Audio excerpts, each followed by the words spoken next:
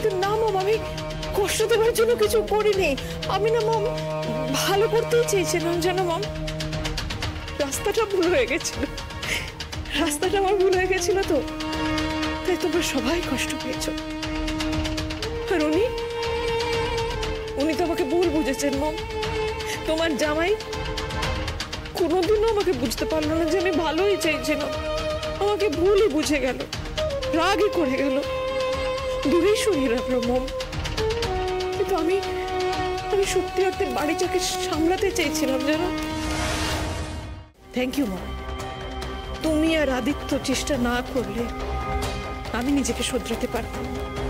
হয়তো সেই সময় খুব কষ্ট পেয়েছি, রাগ হয়েছে, বিরক্ত হয়েছি মম, কিন্তু তুমি আর আদিত্য জোর করে আমাকে শুধরেছ, জোর করে আমাকে বুঝিয়েছ জীবনের মানে কি। আজ আমি বুঝতে পেরেছি মম, জীবনের সুখ কোথায়। এই সংসারের সব মানুষদের মধ্যে সবাই ভালো থাকলে বাড়িটা যেন হাসে, আনন্দে ঝলমল করে ওঠে। আমরা সবাই ভালো থাকি না mom. Thank you Aditya, thank you, thank you so much. Thank you mom, thank you. তোমার যে সুবুদ্ধি হয়েছে এতেই আমি খুশি। এরকমই তো সবাই চেয়েছি আমরা। সত্যি আমি একটা কথা বলি, আজ কিন্তু একটা দারুণ আনন্দের দিন, তাই না মম? এসো এসো।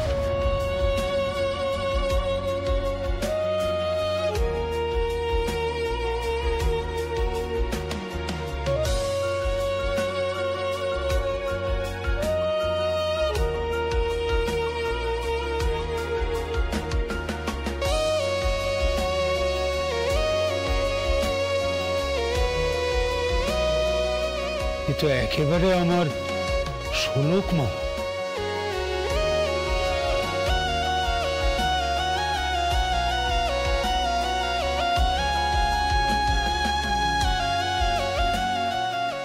থাক, খুব ভালো থাক।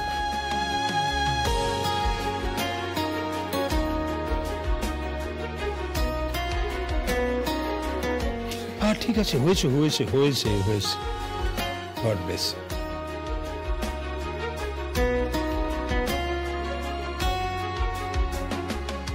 একদম না, একদম না, খুব ভালো থাকো, সুখে থাকো, কেমন?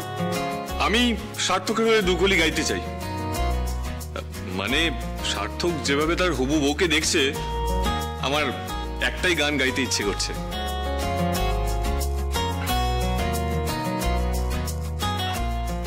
হ্যাঁ গে ফেল, হ্যাঁ গা না, আরে গা।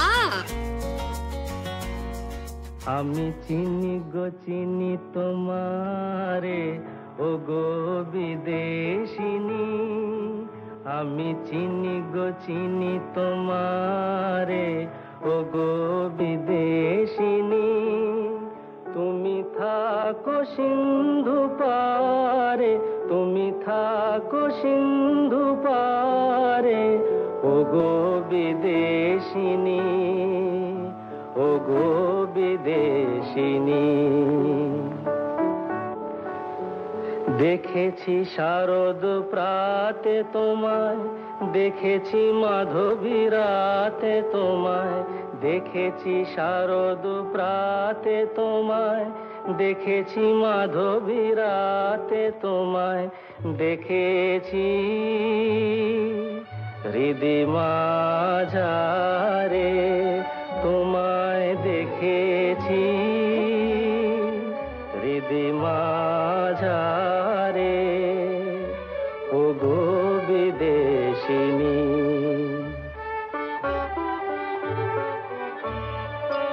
আমি আকাশে পাতিয়া কান, শুনেছি শুনেছি তোমারি গান। আমি আকাশে পাতিয়া কান, শুনেছি শুনেছি তোমারি গান। আমি তোমারে সঁপেছি প্রাণ, গো বিদেশিনী। আমি তোমারে সঁপেছি প্রাণ, গো বিদেশিনী। ভুবন ভ্রমিয়া শেষে আমি এসেছি নূতন দেশে, ভুবন ভ্রমিয়া শেষে আমি এসেছি নূতন দেশে, আমি অতিথি তোমারি দ্বারে, আমি অতিথি তোমারি দ্বারে, ও গো বিদেশিনী।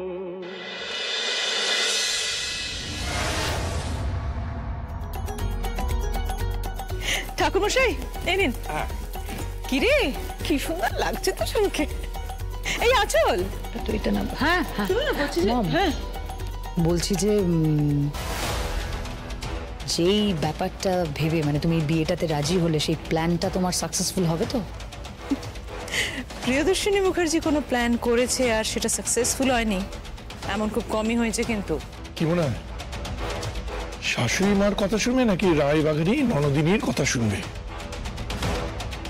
আরে কোথায় যে যায় কাজের সময় যদি কাউকে দেখতে, প্রিয়দর্শিনী এই তো প্রিয়দর্শিনী, তুমি কি করছো এখানে? তোমার ছেলের বিয়ে আর তুমি গেস্টদের মতো বিহেভ করছো কেন? কত গেস্ট আছে দেখো। বাবু আরে আরে আরে আসুন আসুন, কেমন আছেন? কেমন আছেন? আচ্ছা সব খবর ভালো? ঠিক আছে। শোনো ওনাকে কে এখানে ডেকেছে? আস্তে আস্তে আমি দেখছি আবার কেটা যাকে পারে ইনভাইট করে আমার ড্যাড। এইসবের আবার কি দরকার ছিল বলুন তো এই লৌকিকতার? আসুন আসুন। মম ওনার এসছে। মা মা বলছি কনের সাজ হয়ে গেছে। বাহ, আর সার্থক? সার্থকটাও রেডি হয়ে গেছে। মা তোমরা এসে গেছো? হ্যাঁ রে, আমার শোলকটাকে এত তাড়াতাড়ি সবাই ভুলে গেলি?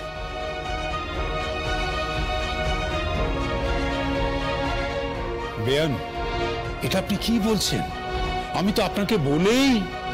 মাসি ছাড়ো না, একটা শুভ অনুষ্ঠানে এসেছো তো, আর সার্থকদা তো বিয়ে করতে চাইনি। ছাড় না, ইচ্ছে তো ছিল 16 আনা। ও চুপ কর তো, কুটকাচালি করিস না। তোরা ঝগড়া করছিস কেন? মা তোমরা ভুল ভাবছো, বোনকে কেউ বলিনি। তোমরা এসো। এ কি তোমরা এখন দাঁড়িয়ে আছো কেন? ঠাকুর মশাই, শুভ লগ্ন তো পেরিয়ে যাবে, বিয়েটা শুরু করুন তাড়াতাড়ি। মম এত তাড়াহুড়ো করছো কেন? লগ্ন তো এখনো আছে। শুভ কাজে দেরি করে লাভ কি? পাত্রকে নিয়ে আসুন। সঞ্জয়, দাঁড়িয়ে আছো কেন? যাও নিয়ে এসো পাত্রকে। হ্যাঁ ড্যাড, আনছি। মা এসো। যাচ্ছি যাচ্ছি।